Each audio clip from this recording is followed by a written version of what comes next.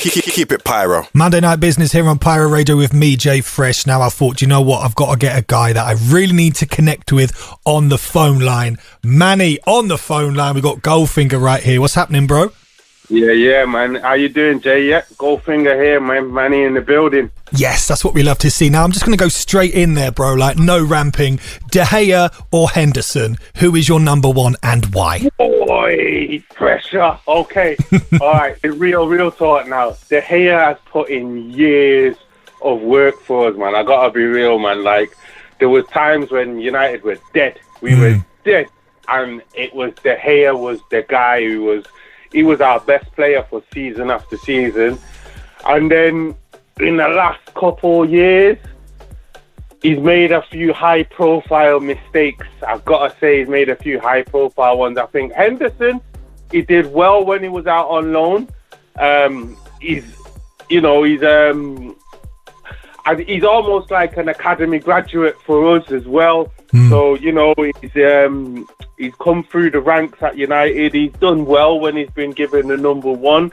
But I think it's a bit early in his career to write him or to write De Gea off and say Henderson is the man, because, every goalkeeper makes mistakes, but De Gea's had a few. I'm happy for them. You know what? I'm happy for them both to be fighting it out. But looking on, I don't know. I really don't know. I'm loyal to the old guard, but I like the idea of Henderson putting him under pressure. I'll be totally honest. As a Red, I don't like how they batted up the other keeper, to be fair. Romero. Yeah, man. Romero, he did what he was meant to. Every time we called on him, he did what he was meant to do. And I feel like, because we don't want to lose Henderson, the decision has been made, and Romero's been getting batted up a little bit there, man. But you know what? We've got three really good goalkeepers at United, man. So, may the best man win, innit?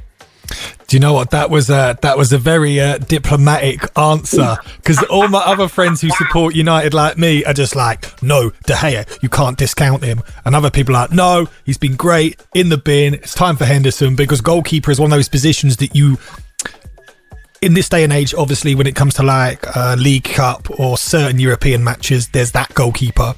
And then there's the other goalkeeper for, like, let's say the big games, let's say. But it's so close between the two of them now. Like, the goalkeeper is a position you can't chop and change every single match. Do you know what I mean? So, I don't know. Yeah, but all right. But for example, now, I still think De Gea is still young. Like, I know he's been at United for years. Yeah, but when you look at, like, Schmeichel, for example, my man was doing the business in his late 30s. Like, he didn't become the best keeper in the world until mid to late 30s. Well, how old was De Gea? 32?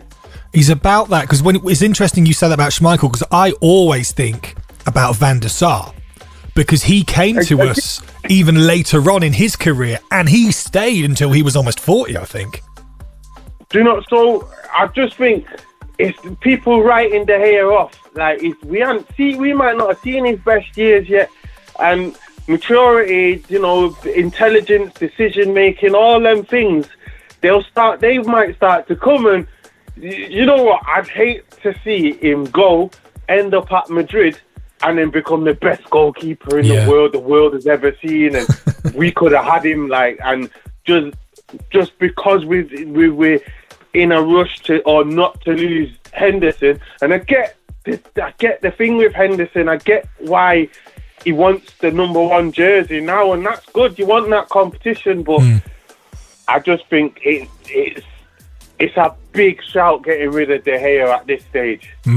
I think one thing that hasn't come up yet when I've been seeing it is that, say that was to happen, and let's say De Gea left and Henderson was the number one, there's no chat about who would be the sick number two to really push Henderson and be around. That seems to just never be part of the conversation, if you see what I mean, because De Gea's not going to stay and be number two. So say he did leave and Henderson was number one, like I said, Romero's going to go, De Gea's just left in this conversation.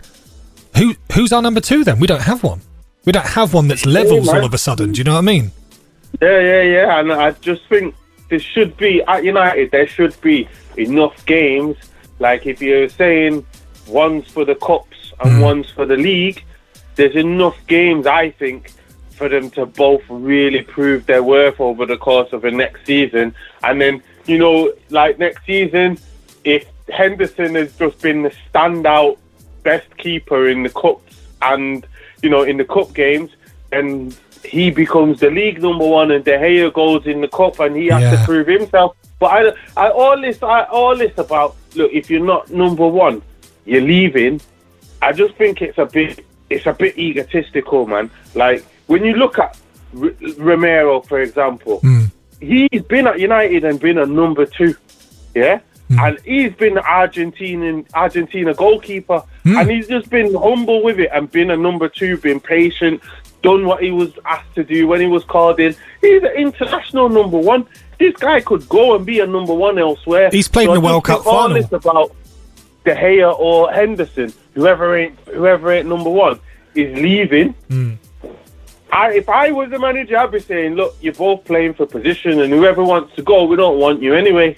I think for me, the extra kind of add-on to that is that, was it Henderson or was it Romero? I can't remember, but it was like literally, if it wasn't last season, it was the season before, where whoever it was played in goal in the FA Cup all the way through to the semis. And then De Gea came in when we played Chelsea. Romero. And then, there we go. And then De Gea messed up badly. In that situation, I'm like, if Romero's there for the FA Cup and you get to the semi-final, then he should play in that. 100%. For me. 100%. He earned the right to be there. You don't, to be honest, I'm a Solskjaer fan, but I think that was a bit of a mistake on his part. Like, realistically, you're supposed to, I don't think, you know, like Mourinho, I think he would have stuck with Romero all the way through to the final. I don't know what I don't know what he would have done, to be fair. I can't speak, but I think if you've got the team that far, you can't be dropping man in the final or the semis when a big team comes up. That's just disrespectful, in my opinion. I agree with that, man. But do you know what? Let's jump into music now. Like, I'm going to take you back a certain period of time. I'm going to say a word that straight away, bro, is going to take you through to a certain era. Sidewinder. Okay, yeah, man. Sidewinder. What does that mean to you? That means, I think that's the start of things for us, or for me anyway. Like the first big rave I got to play at was Sidewinder. Like, as a kid, it was way too young to be out on the road doing whatever, and I can remember, like, between us, we might all chip in and buy a car and then hit the motorway and be heading down to the Sanctuary or wherever. We were going raves when we were way too young to be in there, and hoping we don't get caught by big uncles or whoever was in there with the older man them. But we'd all put our little change to and buy a little car for like £500, and hopefully that thing was going to make it all the way to the rave and back. And for me, I grew up like with tape packs. Tape packs is my thing, my era. So getting all the tape packs, and I remember getting where you'd go to the shop and you get your tape pack, and you'd be like, whoever was your favourite artist, you'd be like, right, which tape is this MC on? Which tape is that one on? Right, and you're going straight to that tape, and 9 times out of 10 other tapes might not even get played for a good month because you're just beating that tape everywhere you go. And Sidewinder was probably, like, it was, as far as, because there was a time when garage kind of made the switch over to grime. You had things like Garage Nation, Twice as Nice, all those kind of raves, and it was very much garage. But then by the time Sidewinder came around, it had garage, but it was moving to grime all the time. And like, you had your big pay-as-you-go Cartel, Road Deep, some like absolute legends that were on them tape packs, and playing at Sidewinder. And for me, like, when we got the shout, you're playing. I can't remember which one it was. It was like, I think it might have been People's Choice Award, or I can't remember which one it was. But we got the shout to say, you're playing at Sidewinder, and it was like, yeah, we've come, so we've arrived, kind of thing. We're gonna move on. We're gonna do things now. We've done Sidewinder. In my head, I didn't know what else you would be doing after Sidewinder. That was it, man. That might as well have been Wembley Stadium, as far as I was concerned. That was it. I didn't really want to do nothing else after that. And the first time we played, I can remember we went there, and like we had a load of Manchester following who came with us. I think we even had like a coach of people who were coming on the coach as well. Because we were the first, as Virus Syndicate, obviously, we were the first Manchester act to ever play at those things. Now, previous to that, we was doing Rinse FM, so we was on Rinse every weekend. We was going up, and we were driving down to London every single. It was Saturday, so we had a Saturday show on Rinse, and we were driving down every Saturday, doing our set at Rinse, and then driving back to Manchester the same night, and we were doing that religiously for months. And then we got the shout to say, Sidewinder, went there, big deal, Manchester people are coming up there with us as well. There's a coach load of people that are travelling up. I mean, don't get me wrong, Manchester, man, and the girls too, they will travel anywhere for a rave. They will go anywhere for a rave. It don't matter whether it's London, Milton Keynes, Lee, wherever it is, they'll go. And not just for us, they'll go just, I think them times it was like people like Heartless Crew with a big axe out there then. And anyway, we've gone there, and we're like, yeah, we're there, we're in, we're doing our thing. And we weren't in the main room. We were in like a second, but it was still big. Like for us, it was still big. Yeah. And then we was like, right. And we watched how people move between rooms and big acts in those rooms, and you watch the crowd move between all the rooms. So anyway, now, when it comes to our set, now we're finding out what time our set is and all that. And then, all right, so who's on in the main room at the same time as us? Yeah, it's Roll Deep, mate. Who? Yeah, Roll Deep, mate. What? Cheers. So, cheers. Yeah, nice one for that, man. So Roll Deep was on in the main room, and obviously these times Roll Deep are big. Like they're the as far as crews go, they're the biggest ones at the time. So they're on in the main room. But we must have still had our loyal people who come from Manchester, and I feel for them because I know they must have wanted to go and check. But they had to. The loyalty was there. I'm gonna see these men on street again, so I better just. I better stay in this room. So the room, what we did it in, I thought, it's going to be dead, man. Roll Deep were on the same time as it's going to be dead. And it turns out, you know what, the room was pretty rammed still. So that was the first time we did it. And then we've gone on, I think we've done it a few more times after that before we then went to doing much more around touring in Europe and things like that. But Sidewinder, man, yeah, that's where you earn your crust. I think you can go one or two ways there, and you can come off the back of it and not go nowhere, or things not be good, or you can go there and it can be a platform for you. Fortunately, as far as the tape packs were concerned, you don't know how many people was in the room when you're listening to the tape pack. And when the tape packs came out, I think it was on CDs these times, so the CD packs come out.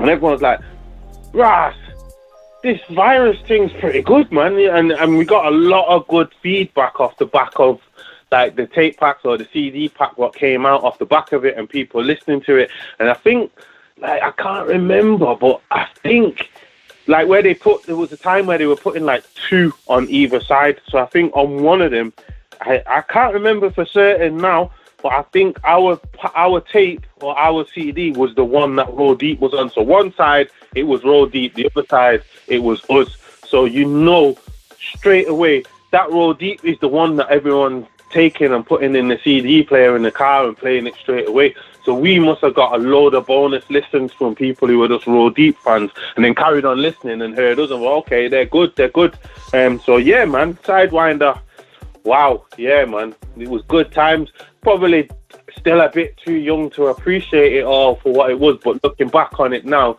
it's something that I'm so glad that we did, and so glad that I did and I was a part of.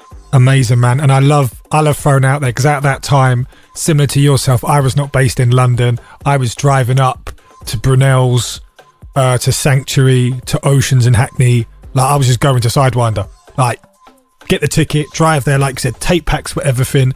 But you've touched on an interesting point there, bro. So how important is it to enjoy the moment when you're in music, when you're on this musical journey? Yeah, I think it's really, really important, and it's something that I think sometimes you kind of forget at the time. Whatever it is you're doing and experiences, it can become normal for you, and you forget to enjoy it. Like, I was one of these who always wanted more. So whatever I'd last done, I'm like, where's the next target? I guess that whole Man United mentality, Sir Alex Ferguson kicking in, once you win one title, what's the next? Are you hungry for the next thing? And I think as a result of that, I kind of took everything in my stride, and really, don't get me wrong, I enjoyed it, had fun, had amazing fun while I was doing it, but maybe didn't go on like a tourist, where I should have gone on like a tourist. I should have, I don't know, the selfies on every single stage, meeting your hero, getting your picture taken with all of the people that you've listened to on packs and all that. I can remember going to those stages and going to those places, and I don't know, people probably thought I was being rude or what, I don't know, but I just didn't have that, let me go over and say hello to such a body, or introduce myself to this person and tell them I'm a real big fan and all that. It was just like, no, next one, I'm going to do bigger at the next one. It was constantly on that. And then I think there was because we went through grime into the development of dubstep, and tried to take grime elements with us into that dubstep world, where there weren't many other vocal dubstep acts. And I think in doing that, it was at a time when dubstep was just like blowing up all over, and there was a lot of touring. So every single weekend, like Friday, Saturday, we'd be in a different country without fail, every single weekend. Friday, we might be in France. Saturday, we're in Switzerland. Then you chill for the week. You might do one midweek gig in Bristol or something like that, and then the weekend after. And then in between that, you're doing, like, for us, it was really important to make sure that you're practicing. You had to be tight. You couldn't just be turning up and making it up as you go along. Like, we knew what we were doing. Like, yeah, man. So every other day of the week it was practice. Then when it wasn't practice, it was a gig. And then at the weekend we'd be touring somewhere or different countries. And at the time, like, it got to the point where it was like hotel or plane, hotel, show, back to the hotel, back on a plane the next morning. And you're like, week later, you're like, was that Germany or was it Spain or was it, I can't even remember what country it was, but I remember the gig. But and you start to forget, and it's like, it's really important to looking back on it, because there was a time where dubstep then obviously wasn't as big or wasn't doing as well as it was in its early days. Maybe America had more of a hold over the dubstep scene, especially Skrillex onwards.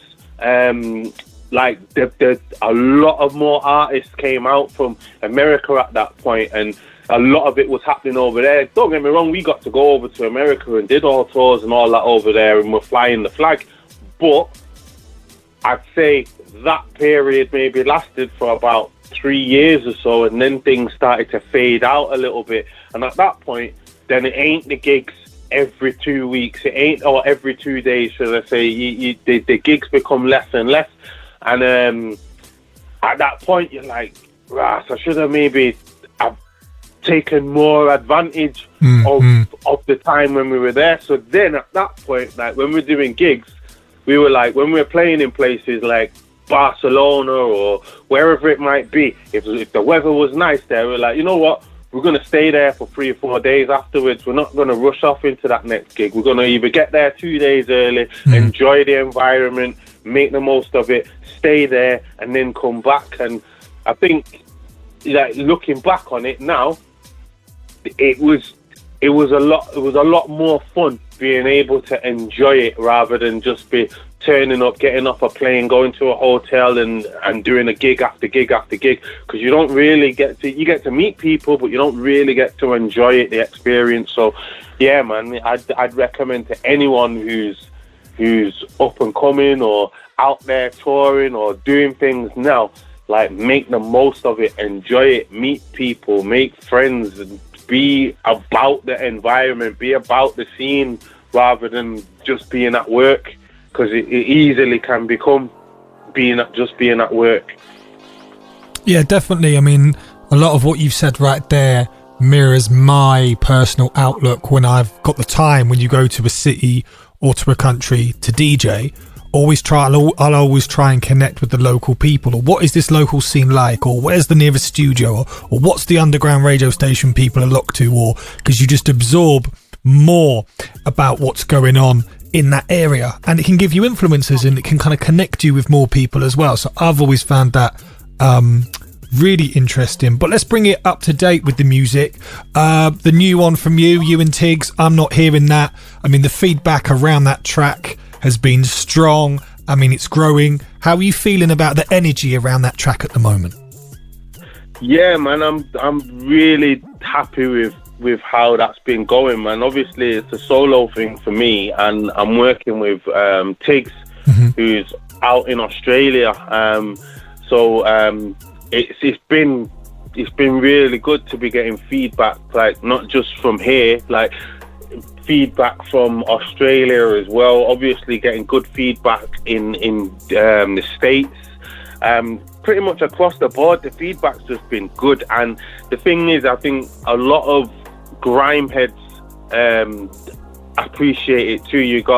I got some of the younger guys, even like some of my younger cousins and that, they're just into the drill scene, and they're like, yeah, we like this from a drill perspective, we really like this. And then you've got people who are of a grime era or from that background, like they really appreciate it because it fuses the two styles of drill and of grime. And then there's obviously my lyrics or my rhymes on there as well that a lot of grime heads appreciate too. People who appreciate what we did in the past are on that, and then people who maybe could see a scene that appreciates both sides or all sides of the different genres. So genres, you know what I mean. Anyway, I know where you are.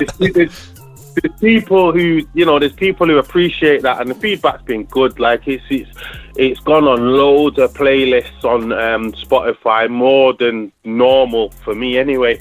And like in terms of my tracks on Spotify, because I'm being encouraged now to keep an eye on all the data and all that shit. So it's like the numbers on there, the numbers of people who've added it to the playlist, the plays that have gone on over the course of, I think it's only been out like a week now, but it's all doing really well. So yeah, man, I can't complain at all. I'm really happy with it, and it's just a track that I liked anyway. So I'm really glad that other people like it too. And yeah, and yourself, man, thanks for the support with it, and thanks for playing it, man. I really appreciate it. No, you're welcome, bro. I mean, it's one of those ones where the world we live in, as you know, music is just everywhere.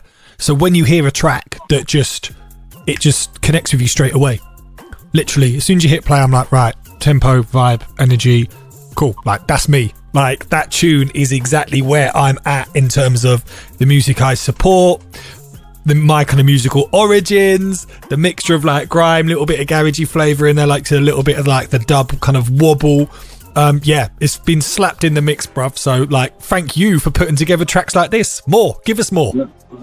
Yeah, man. Well, we're on it, man. We are working on more. But yeah, man, it's been mad, man. The feedback has been, honestly, mad on this track. Like, just nothing but positive. Well, I say nothing but positive. When you get your feedback, there was one DJ.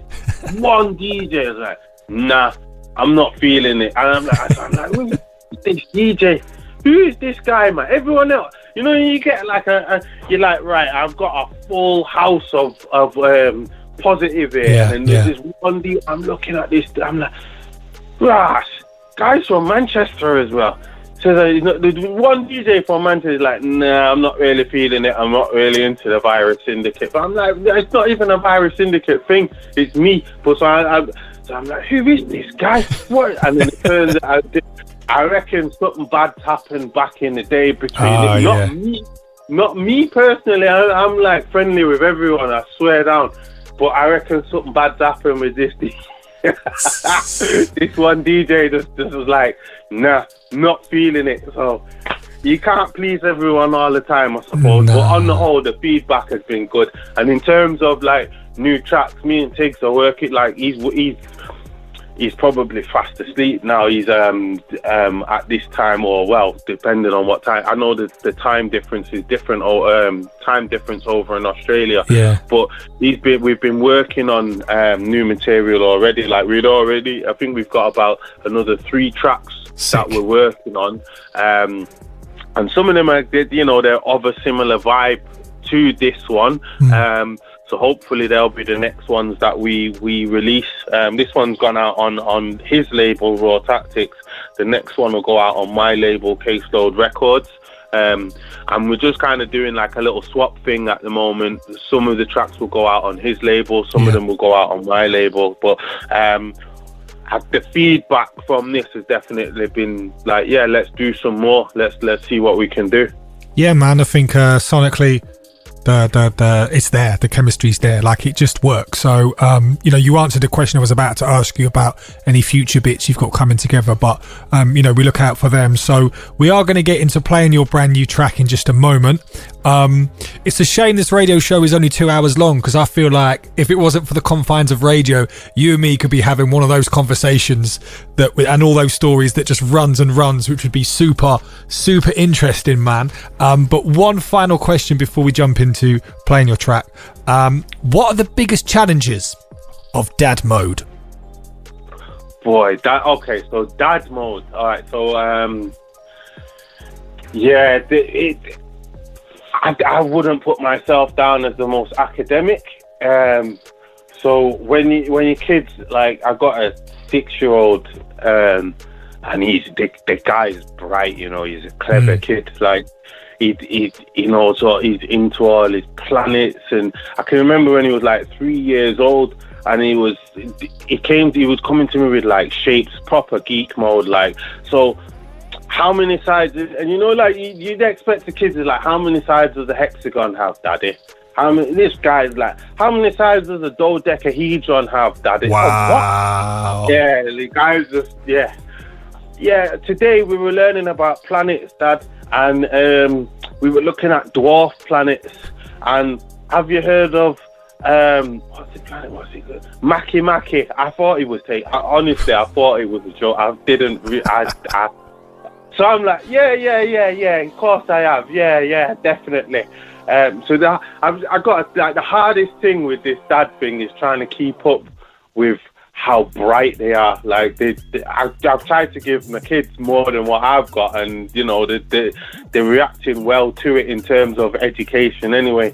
But yeah, sometimes they catch me off guard, man. Seriously, catch me off guard with stuff. And like, as a dad, you're supposed to be throwing pop quizzes at your kids. They're be throwing them at me, like, so what's 7 times 9, daddy? Quick. I'm like, wow. Yeah. Wow. You've just stressed me out even more about the potential difficulty this is going to throw up. I mean, I have 3 nieces, and they're young. They're all under the age of 10.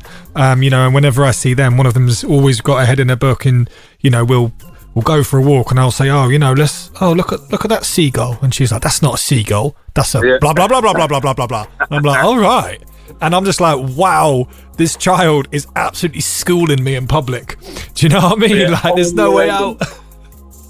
Home learning put me under mad P. I gotta say, I thought I was doing like the homeschooling with the kid, and they'd be double checking, like, are you sure that's the right? And, well, my teacher doesn't do it this way. And you're like, oh god, yeah. Wow. That's the hardest thing. But no, loving being a parent, no man, it's a blessing, and it puts things in perspective, why you do what you do. You know, you don't really, from there on in, I think it's a reminder not to take no shortcuts and put the extra hours in, do whatever it is you got to do and get it done. Like, so yeah, man, loving being a parent. But yeah, I have to Google a few things. Got your smartphone out on the side. Yeah, I know exactly what 256 divided by 13 is. It is yeah. But you've given me some tips there, brother. Now listen, Goldfinger, thank you so much for joining us here at Pyro today. It's been great energy, great to connect with you. Could you please introduce your brand new track, and we'll play it right here, right now. Okay, so yeah, this is Goldfinger, and we're about to play my new track, I'm Not Hearing That.